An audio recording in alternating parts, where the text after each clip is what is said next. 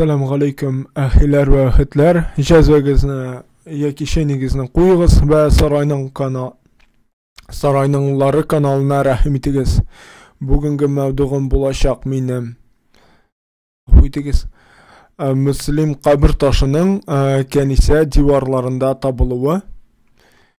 Bizning xabar bor. Hozir bir sekundgina.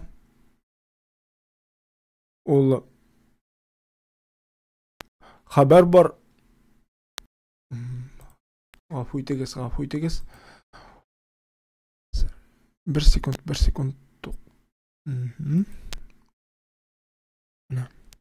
Oldu. Mene Aygül Ahmet Garayevadan onda bizning ana İdil Ural kanalı, Telegram kanalı, yaza Rusça. Мен аны sizning için tatarcha söylermin. Mene hazırgi vaqtda mene janubiy ham markaziy apsitlar ölüşünde mene ишik üstünde Müslüman kabir taşını taptılar. Müslüman kabir taşında metin yazılgan.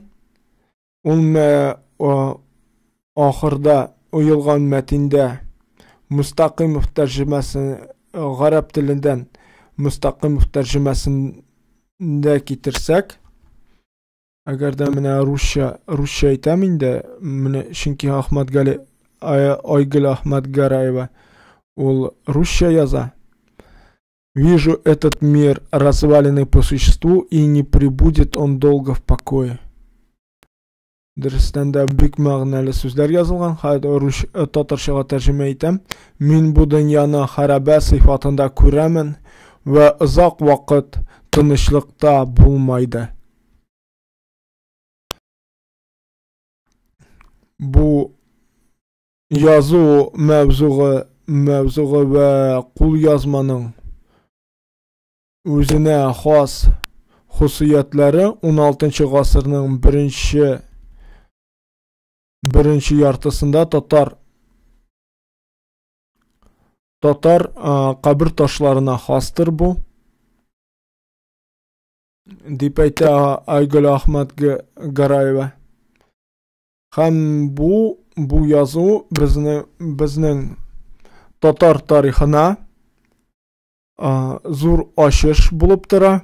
Hem tarixini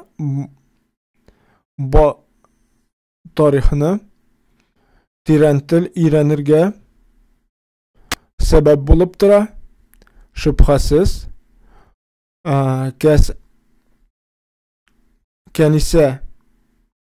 Kanisede Qozon xonlığı devrinde Müslüman dini binaları oranında kurulgan bulup, onun qaldıqları ında tüzülgen dip netije yasab bula. Bu dürüstten de şunday məğnəli sözlərinin ишикнең eski ölüşünde yazılığı menimçe bu Allah Teala'dan mucize. Men oylayım bu kanisani işlegen qırgan kişiler olar bik oylap turmaganlardır. Çünkü kabir taşlarında qoyganlar yoki buni qırganlar ham ushbu yazmani şulay qoldirganlar. Eğer de bu sözler kanisa ahillerine yollansa, bu Allah Teala'dan bir zor mucize.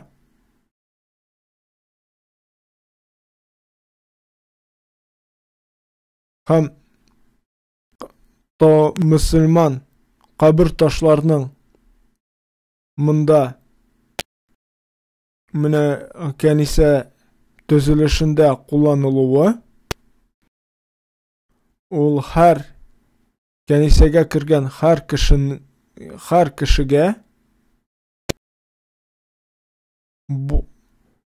кешегә уйлану хисләре уятадыр һәм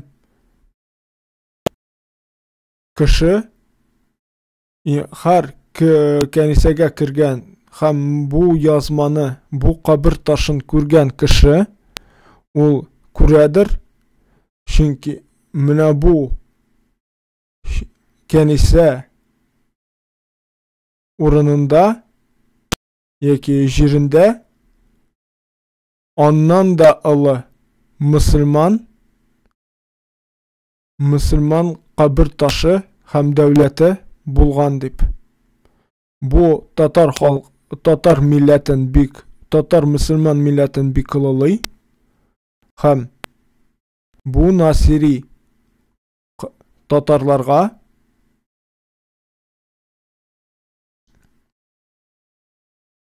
уйлану хисе уятадыр һәм насири халыкларга да уяту хисе уятадыр.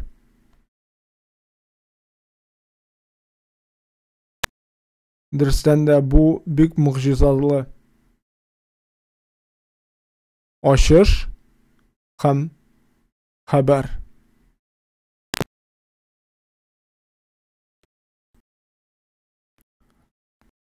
Мөхтәрәм тыңлаучылар, сез бу хәбәр турында ни уйлыйсыз? Үзегезнең шәрехләрегезне һәм ышый билгеләрен калдырыгыз һәм каналыма язылырга онытмагыз. Ассаламу алейкум ва рахматуллахи ва баракатуху. Киләсе очышларга кадәр.